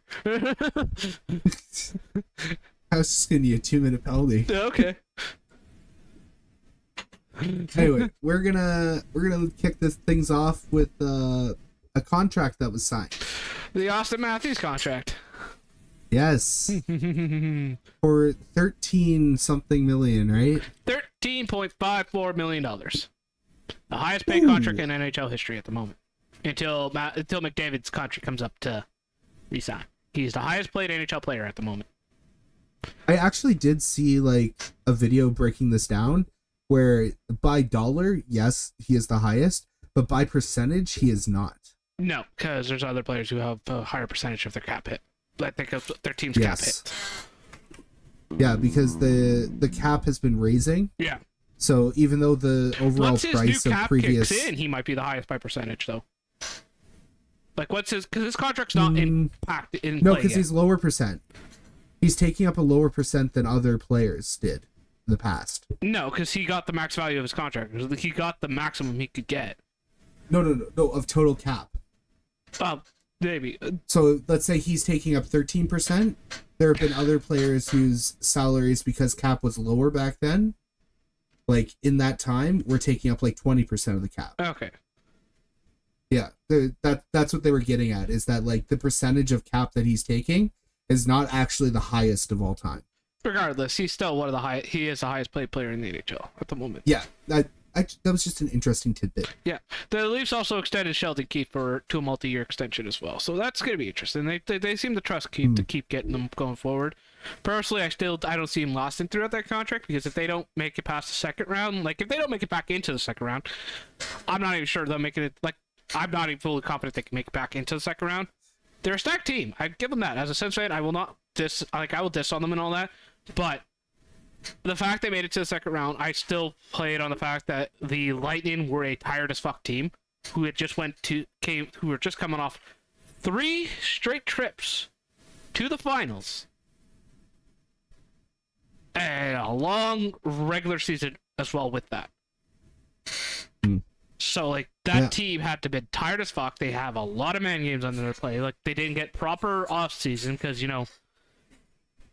3 straight trips to the finals. One of those was the fucking COVID Cup. And then COVID Cup 2, as people like to call it, because it was the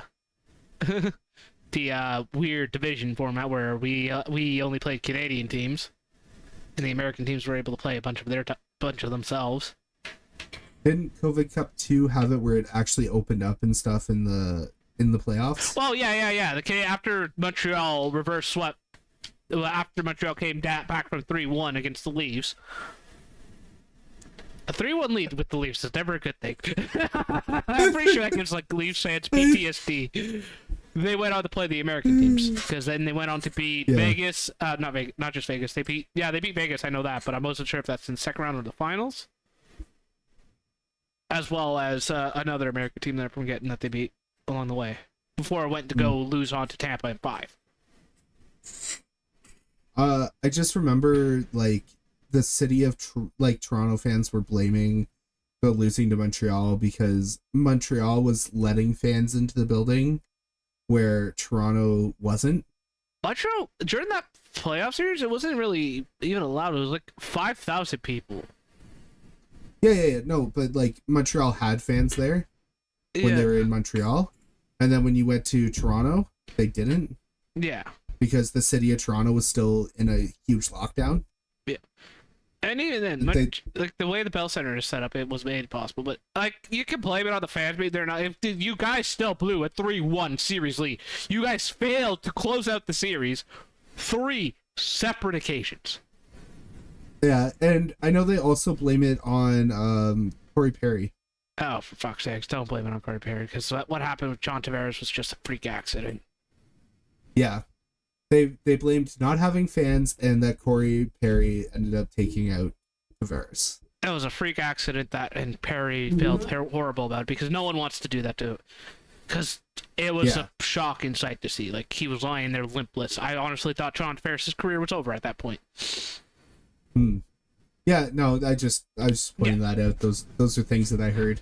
Yeah, well, now we can move on to the other aspect of hockey we have on here, the Petterson interview. Oh, we got derailed there. No. We finished talking about the Austin Mathews contract, as well as. But you didn't want to talk about how Mathews was robbing them. Oh, okay, he's robbing them because it is a $13 million fucking deal on a 4-year contract. He's walking himself to UFA again. If Toronto doesn't prove itself within those 4 years, I'm pretty sure he's fucking gone. Because he's still in his prime for that. And it also If he sets was- up the fact that he's not taking a discount, so why should Marner or Nylander take one? Yeah, my thing is, like, if he was, like, basically Toronto just bent over for him, is my opinion. Yeah, because he wasn't budgeting on the years. They wanted him longer Yeah. term, but he wasn't budgeting on the years. Yeah, so here's the thing, is, like, it kind of sucked, like, because he could have took a team friendly for 4 years. Oh, yeah. He wasn't going to budge. If he wasn't going to budge on 4 years, he could have took a team friendly there and been like, hey, I want it in here that I would get paid more if we end up with a cup within this 4 years. Yeah, bonuses and shit. yeah. Like, set up bonuses, incentives, signing bonuses and all that. The performance bonuses. Yeah. They could have They could have tried to get it at least $1 million under. Like, or so. Like, he deserved a pay raise. No doubts about that. Because he won the Hart Trophy and the Rocket Richard. Yada, yada, yada. He won awards. He won awards. So, he deserved his raise. I will not shit on Mathews for that. He is a great player. Would I love him on my Sens? Yes. Not at that cap hit. Not at that cap hit. I'm happy with the cap hit Stutzla has, and Stutzla's gonna fucking outperform that cap hit greatly, unless Byron's some major fucking injury that derails him completely. Knock on wood. But speaking of contracts, as I said, the Elias Petterson interview. We don't need to do this. Mm-hmm. No, it's too fresh. Mm-mm. No. It's not too fresh. Come on, Nick. Let's talk about this Elias Petterson interview. What happened? Oh boy. Come on, you're a Canucks fan. You guys revel in your misery. Don't fucking lie. You guys make memes about this shit. Yeah, so Elliot Friedman had a interview with Elias Pettersson in Sweden. Mm-hmm. He asked about the contract. Mm-hmm. Don't make me say it. Come on. Come on. Pettersson said he wasn't gonna sign right now. Yeah. Can you blame him though? He already made his stance known a bit before the interview. Once training camp starts, he's not negotiating his contract anymore. Training camp September. Yeah, I know. Like, a lot could probably change since that interview or whatever. But can you blame him for not wanting to sign right now?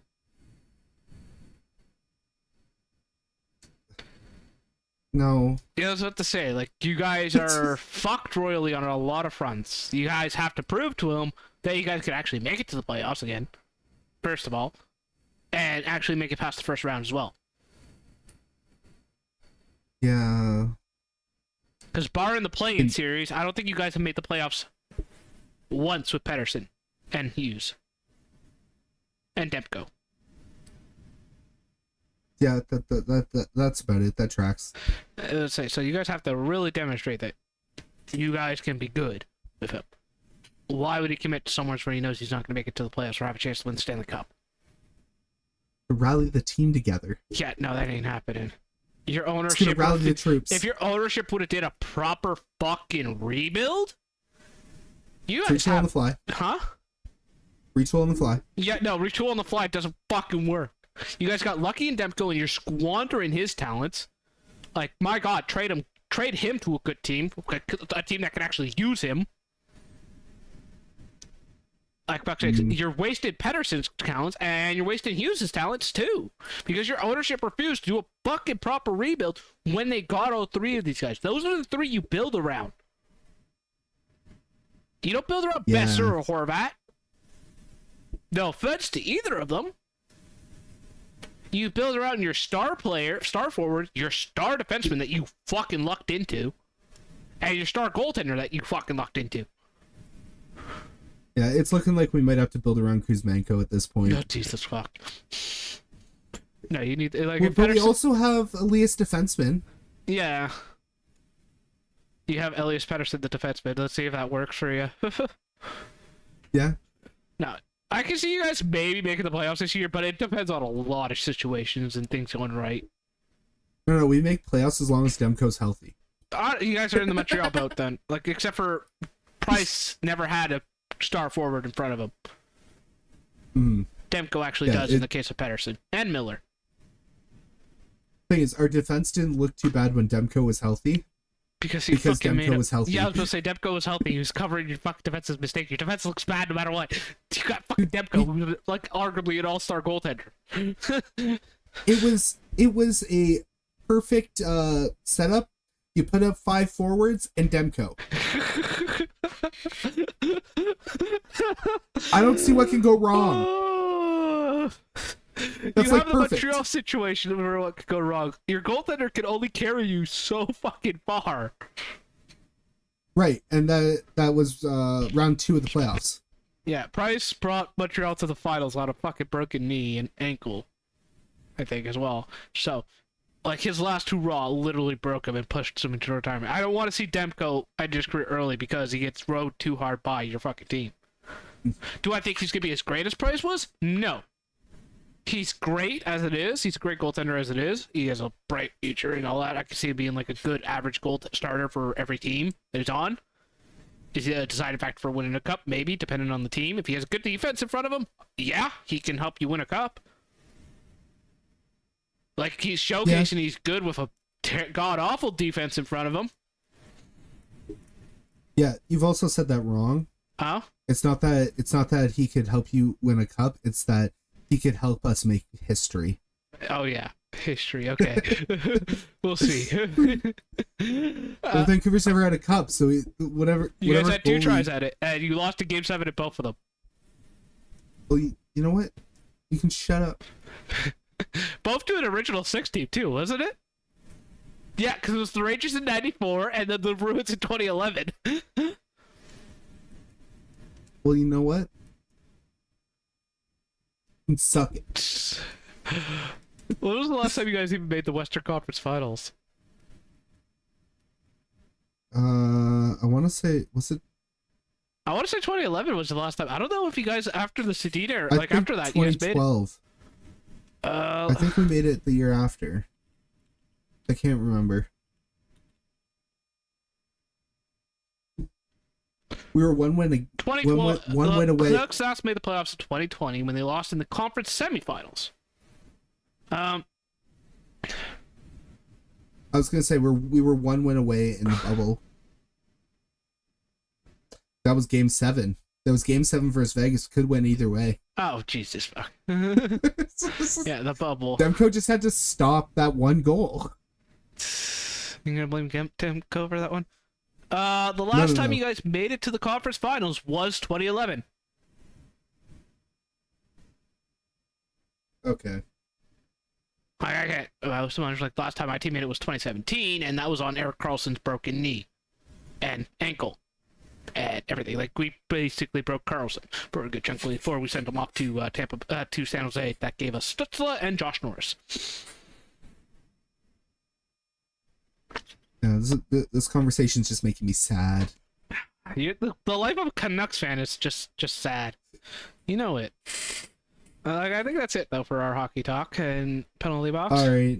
What, you don't want to talk about your Senators? There's not been much going on with my Senators, other than, like, we finally, like, confirmed now our new owners finally got approval to own the team and shit, and will be in charge of it all come September 1st. There's not much to talk about with my Sens. We haven't really been in the news, which is a good thing as a Sens fan, because of lately, we've been in, like, compared to the last couple of off seasons, our ownership group kind of kept us in the news. So I can sympathize with Canucks fans for having a bad owner. I know it sucks, but at the same time, I will still rib at you for it. Yeah. Because you guys are going to be stuck with him longer than we were stuck with Melnyk. You just wait till Demko comes for you. Yeah, Demko's going to come play for us, you mean? No. He's going to stop you. Honestly, he's the reason why, like, when we play against you guys, he's the reason why you guys win most of your games against us, because he stands on his fucking head constantly. I don't know what it is. Whenever we play the Canucks, Demko's just like, yeah, no, I'm gonna I've been playing bad lately. Let me just stand on my fucking head and stop every fucking shot coming at me for the most part. Well, I mean, other goalies do that too. Like, look at when the Leafs played the Coyotes that one time. The Coyotes fucking the fact that the Coyotes fought the Leafs last year is just hilarious in the season series. I remember that game because like the Coyotes scored early, and then the Leafs got no goals after that. Yeah, there was a goalless game after that point. After the Coyotes scored their first line, it's just like, what the fuck? You lost to what's equivalent to a college fucking team. Yeah, it was just a goofy game. Yeah. Anyways, it was like triple the shots for like Toronto. Yeah. For that one, which was hilarious. Very. But anyways, I think we could call it a wrap up on everything. Yes, we can. Yeah. Thanks all for listening and watching. Yes, and Mitch, where can they find you? You can find me on Twitter and Twitch. Twitter, it's MaddogMitch15. And for Twitch, it's MaddogMitch. Twitch.tv/MaddogMitch. I'm going to be actually streaming tonight. And if this podcast goes up today. The time of recording this is August 30th. I'll be streaming tonight the new Dead by Daylight DLC and such that came out yesterday. We'll see. It depends on file transfers. Well, it depends on file transfers, yeah. Yeah, sorry. And you can find me anywhere as Center Kinkington. And if you would like to ask us questions, we will answer questions on the podcast here. You can email us at luaofficialpodcast@gmail.com. That's luaofficialpodcast@gmail.com. Email us questions there, and we'll answer them on the show. Get hearing from some of you. I see that you guys are listening, but we just want to hear from some. Or you could just comment under the YouTube video when it's posted. That too. Yeah. Algorithm. Engage in the algorithm. Drop a like, comment, everything, boost us in the algorithm a bit. I don't beg. Oh, fuck off, you don't beg. I've seen your fucking videos. What? I don't ask for it in there. Oh, you're it. Yeah, I've seen you ask for it. I swear I've seen you drop a like, subscribe if you want to, and then continue on with your video. Every YouTuber does it. It's just something that happens. No. I say hello and welcome to a Snick Play. All right. All right. Everyone have a good rest of the... we hope this... Yeah, no. I got it. I went into streamer mode there. All right. And we'll see you guys in 2 weeks. Yeah. Bye. Bye.